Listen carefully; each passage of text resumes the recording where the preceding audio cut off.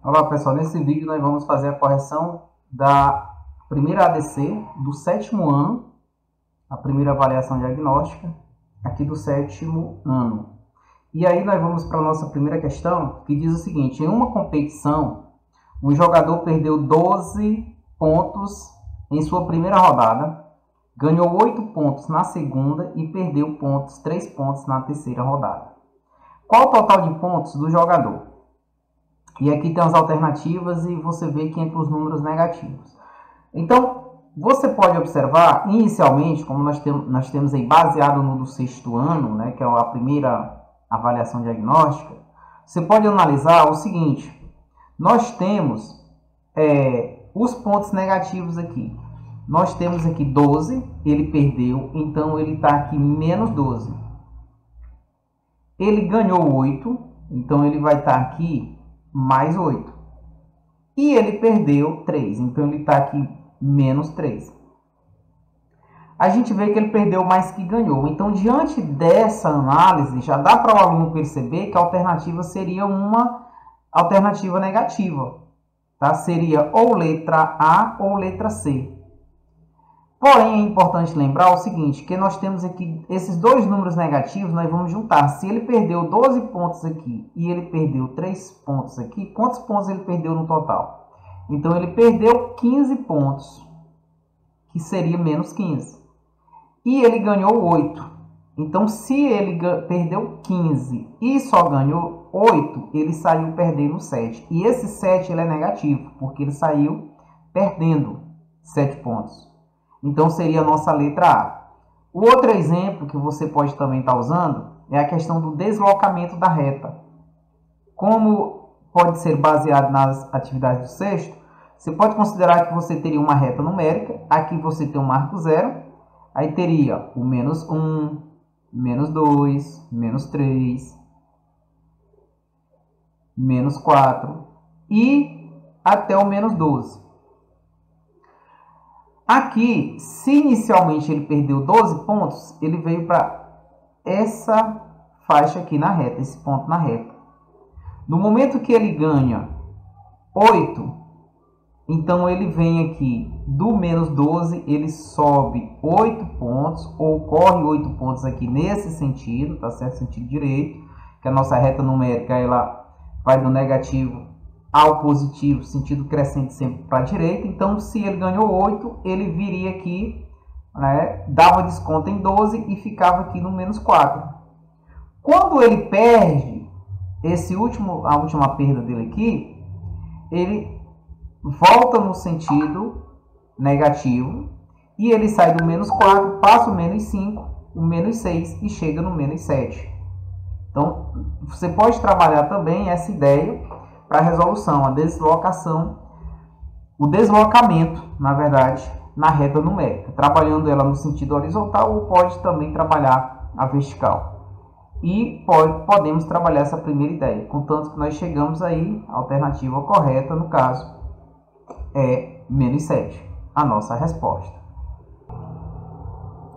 Então, diante disso, vamos à nossa segunda questão. A segunda questão diz o seguinte: a questão 17.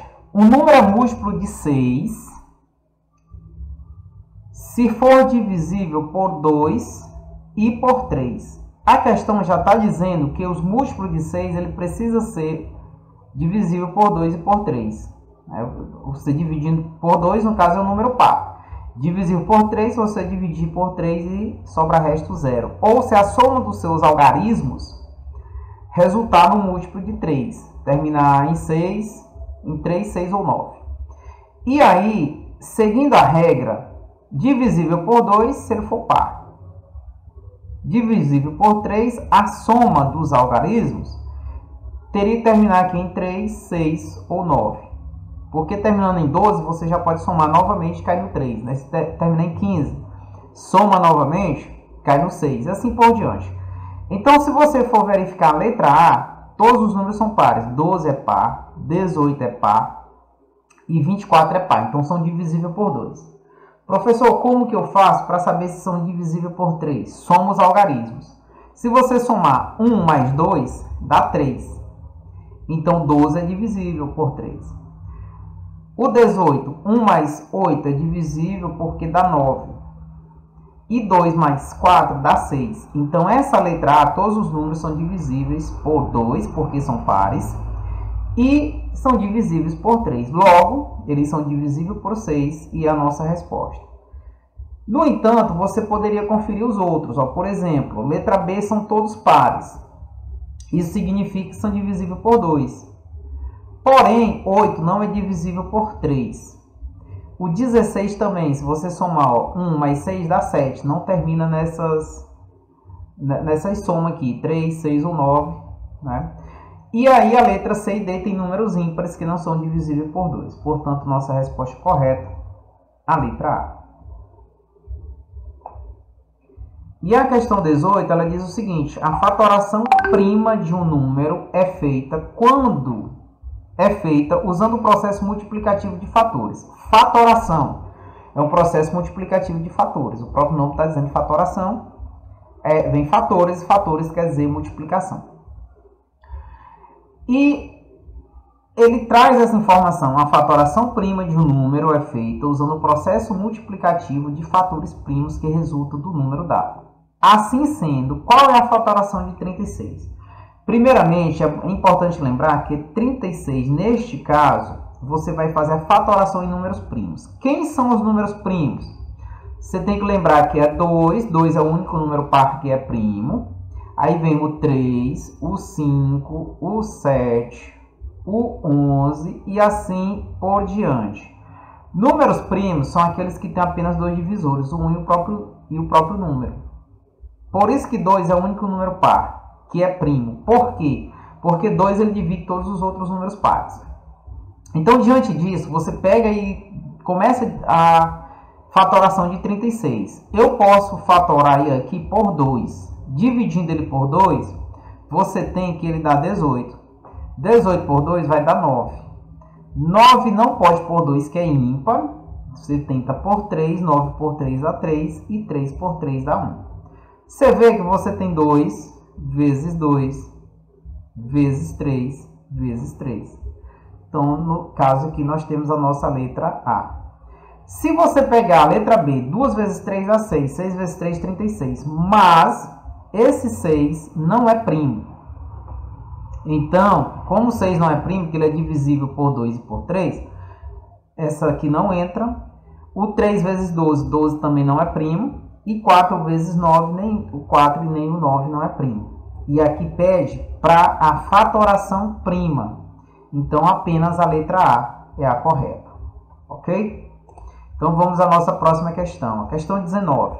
A questão 19 trata-se de fração que diz o seguinte: Paulo e Carlos compraram uma pizza para o jantar. Paulo comeu 1/4 da pizza e Carlos comeu 1/2. Qual é a soma das quantias que eles comeram? Então é o seguinte, aqui a própria questão já está dizendo que é soma. Paulo mais Carlos. Então Paulo comeu 1/4 e Carlos comeu 1/2. Você vai somar 1/4 mais 1/2. Lembrando que aqui você tem frações de denominadores diferentes. Você tem os denominadores aqui é 4 e 2. Então, você tem que lembrar que na adição de frações, você tem que igualar os denominadores. Se os denominadores são denominadores diferentes, você tem que tirar o mínimo múltiplo comum entre eles. Para isso, existe um processo bem simples que você pode pegar aqui o seguinte. Observe que você tem 1/4 e você tem 1/2. Só que esse 2, se você pegar 2 vezes 2, dá 4, não dá? Então, para mim colocar esse 2, eu vou transformar no denominador 4. Como que eu faço isso? Eu procuro uma fração equivalente a 1/2 com denominador 4. Basta você lembrar o seguinte, esse processo aqui de 2 para 4, eu fiz o quê? Multipliquei por quanto? Multipliquei por 2. Então, essa mesma coisa você vai fazer lá em cima. Vai multiplicar por 2, você vai pegar 1 vezes 2 dá 2. Então, 1/2 quer dizer 2/4. A mesma coisa, 1/2 a mesma coisa que 2/4. No lugar desse 1/2, eu coloco a fração 2/4, que são frações equivalentes. E diante disso, você trabalhou aqui denominadores iguais, ó, 4 e 4. Então, o que você vai fazer? Agora, quando os denominadores são iguais, você conserva esses denominadores, conserva ele e soma os numeradores. Se 1/4 mais 2/4, quantos quartos você tem? Você tem 3/4. Você tem 1/4 mais 2/4.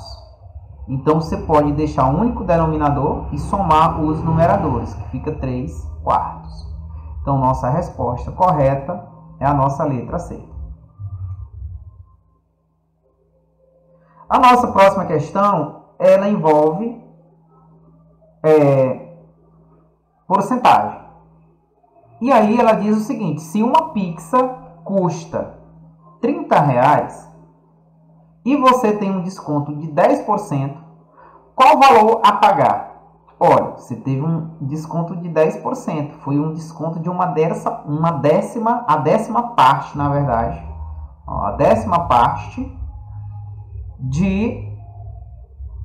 do valor total. Nesse caso aí, a décima parte, você teve um desconto de R$3. Tá? Você tem um décimo de 30. Um décimo de 30 é igual um décimo de 30, nesse caso, de 30 é igual a 3. Então, teve um desconto de R$3. Nesse caso, você está calculando 10%, que é 10 sobre 100, de 30. Você poderia fazer o cálculo dessa seguinte forma: 10% de 30 é igual a 10%, 10 em 100, vezes 30. E você pode cortar esse zero com esse. Esse zero aqui você pode cortar com esse. Observa que ficou aqui 1 sobre 1 vezes 3. 1 vezes 3 é 3 sobre 1, que é igual a 3. Então, o desconto foi R$3. Tanto faz fazer por esse processo, como esse primeiro aqui, né, que eu fiz utilizando aí uma outra lógica. Então, o desconto foi R$3. Qual a pergunta? Qual o valor a pagar? Então, o desconto foi 3. Quanto que pagou? Desconto, R$3. Então, você pega 30 menos 3 igual a 27. Ok? Então, pagou 37 ou R$27. Uma outra maneira de você resolver essa questão era lembrar o seguinte: se o desconto foi 10%, quanto por cento você pagou? Aí você pode usar o seguinte: 90%. Eu paguei 90%, que é igual a 90 sobre 100 de 30. Então, vezes 30. O que acontece com os zeros? Eu corto um zero em cima e outro embaixo. Aqui também tem zero. Eu corto esse com esse. Sobrou 9 sobre 1. Então, fica 9 sobre 1 vezes 3. 9 vezes 3, 27. Esse 27 sobre 1 não precisa. Então, uma outra maneira de você resolver esse de vermelho aqui. Você pode resolver dessas maneiras. Perfeito? Então, é isso. Vamos aí à nossa próxima questão. A nossa questão 31, ela continua dentro de frações. A 21, que diz o seguinte: qual das seguintes frações é equivalente a 8/12? A 8/12. Então, 8/12, basta você... Percebe aqui que todas as outras frações, olha só, letra A, B, C e D, elas estão na forma simplificada, né? Os números são menores, então você trabalha a ideia de simplificar a fração dada para você encontrar a fração equivalente. Para você simplificar, basta procurar um número que divida numerador e denominador simultaneamente. Então, como eles são pares, vamos começar as simplificações sucessivas. Vou começar aqui por 2. 8 dividido por 2 dá 4. 12 dividido por 2 dá 6. Note que eu não tenho 4/6 aqui. Porém, 4 é par, 6 é par. Então, posso continuar aqui simplificando por 2. 4 dividido por 2 dá 2. E 6 dividido por 2 dá 3. Então, nós temos aqui, olha só, 2/3. Nossa letra A é a resposta correta. Professor, posso pegar o maior número e dividir numerador e denominador? Pode sim. Você pode pegar o maior número comum, o maior divisor, que chama máximo divisor comum, do numerador e denominador, e você já encontra a resposta direta. Nesse caso, quem seria? Eu poderia procurar o maior número e simplificar 8 12avos. O maior número que eu dividi eles é 4. Aí eu pego aqui, ó, 8 dividido por 4 dá 2. E 12 dividido por 4 dá 3. Então, você pode fazer isso também, tá bom? Aqui nós temos divisões sucessivas, aqui no início, as simplificações. E você pode procurar o maior número também para estar fazendo essa simplificação. Então, nossa resposta é aí, a letra A. E vamos à questão 22. A nossa questão 22 diz o seguinte: qual das opções abaixo é um exemplo de quadrilátero? O que são quadriláteros? São polígonos de 4 lados, né? 4 lados, 4 ângulos. Os elementos são 4, são quadriláteros, tá? Então, 4 lados. O triângulo, ele tem quantos lados? Triângulo, tem 3 lados e 3. Eu vou trabalhar só a questão dos lados, tá? Lados e ângulos nos polígonos são a mesma quantidade, mas aqui só teria 3. O hexágono, hexa é 6, então aqui eu teria 6.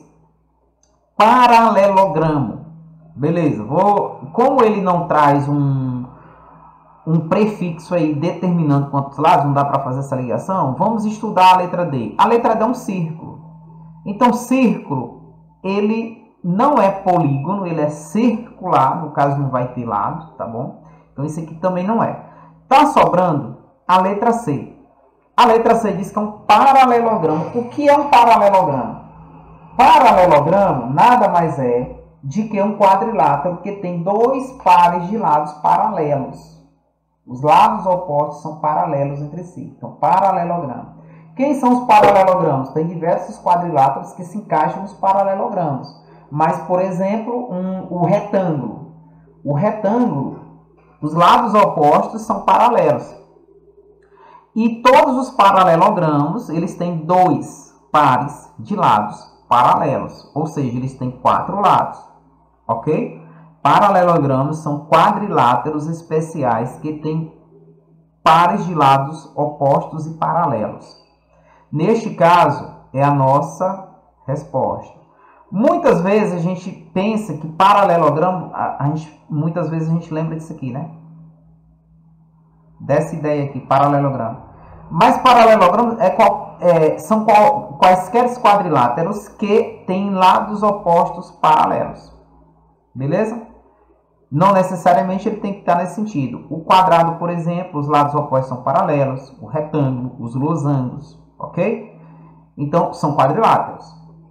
No caso aqui, a nossa resposta correta, a letra C. E aí, vamos à nossa questão 23. A nossa questão 23 tem um gráfico para interpretar e vamos ver o que diz aqui a leitura. No gráfico de barras, as alturas das barras representam a quantidade de alunos que escolheram cada opção de resposta. Qual é a diferença entre as quantidades de alunos que escolheram as opções A e B? Então, você vai aqui, pessoal, olha só. Aqui embaixo a gente tem aqui, ó, opções de resposta. E aqui a gente tem número de alunos. Então, o que acontece? Opção A e opção B. Vamos olhar só para ela. Opção A, 5 alunos. Opção B, 8. Qual a diferença? A diferença de 5 para 8 foram 3 alunos.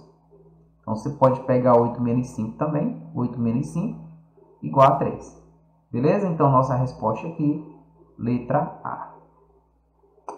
E aí, vamos à nossa próxima questão, questão 24. Nós temos aqui um gráfico e vamos ver o que pede essa questão. Diz o seguinte: em um gráfico de setores, o setor que representa a venda de camisetas ocupa 90 graus de um círculo. Qual a porcentagem de camisetas vendidas em relação ao total? Bom, essa questão ela está envolvendo aqui a geometria, questão de ângulos. Deixa eu só mudar essa cor. Com porcentagem. Mas você pode analisar o seguinte: você imagina o círculo aqui dividido dessa maneira. Aqui eu tenho 90 graus, ele já trouxe aí. Aqui do outro lado 90, 90 e 90. Se você perceber, esse inicial 90 graus é igual a 1/4 do círculo, certo? Se é igual a 1/4 do círculo, você pode perceber que o círculo completo representa 100%. Então, se é 1/4, é 1/4 de 100%. E aí você, 1/4 de 100% é a mesma coisa que 100% dividido em 4 partes iguais, que dá 25%. Ah, professor, mas essa lógica aí fica um pouco difícil para me lembrar.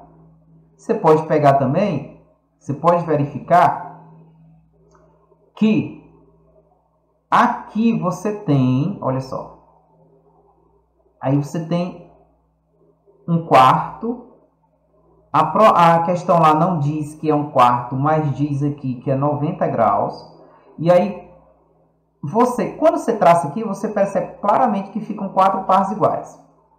Então, você tem 1 em 4 partes. Total são 4. Então, você teria essa fração equivalente aí. Aliás, essa fração não. Equivalente não. Você teria a fração 1/4. E você pode dividir 1 por 4. 1 dividido por 4... dá 0, vírgula, transforma esse 1 em décimos, fica 10 dividido por 4 dá 2, 2 vezes 4, 8, sobram 2 décimos. Esses décimos eu transformo em centésimos, acrescentando um 0, porque já tem a vírgula. 20 dividido por 4 dá 5, e 5 vezes 4, 20, para 20, nada.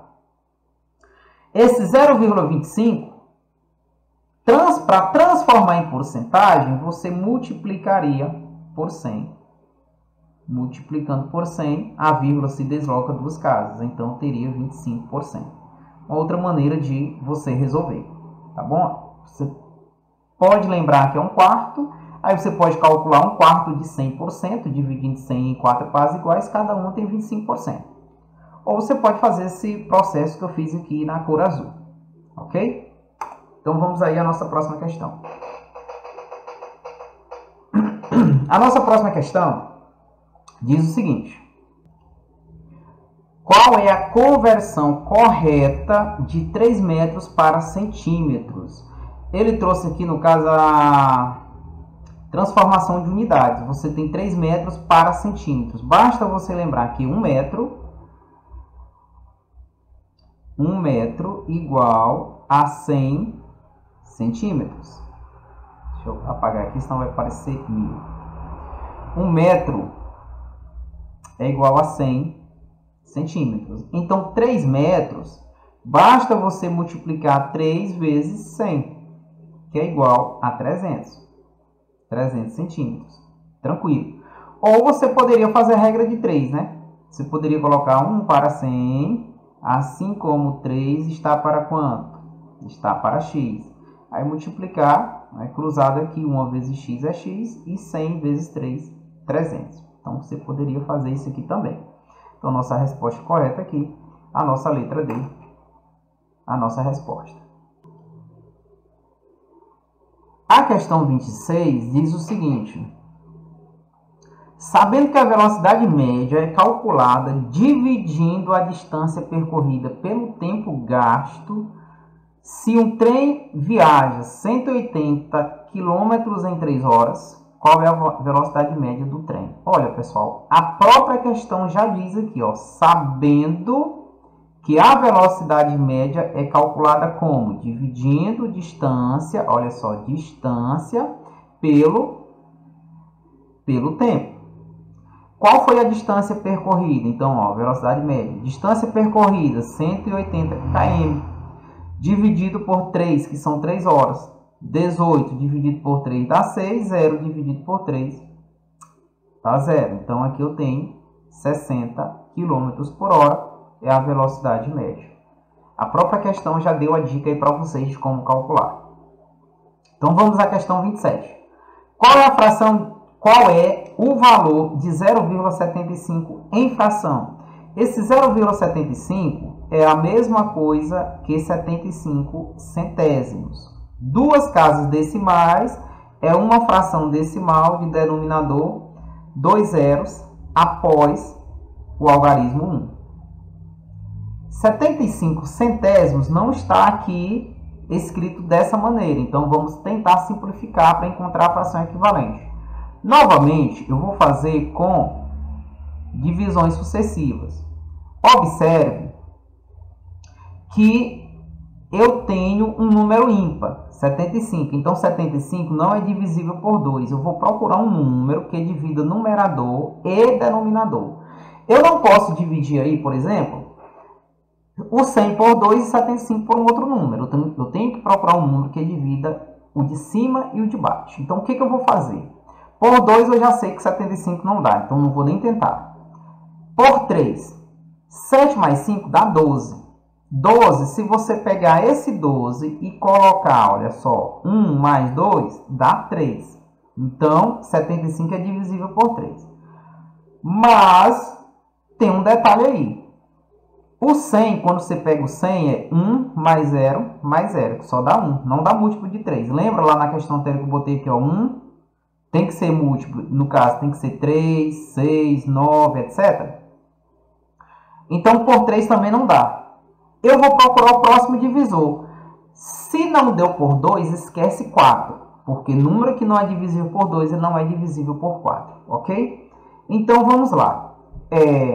Eu vou procurar agora o 5. 75, números divisíveis por 5 são números terminados em 0 ou 5.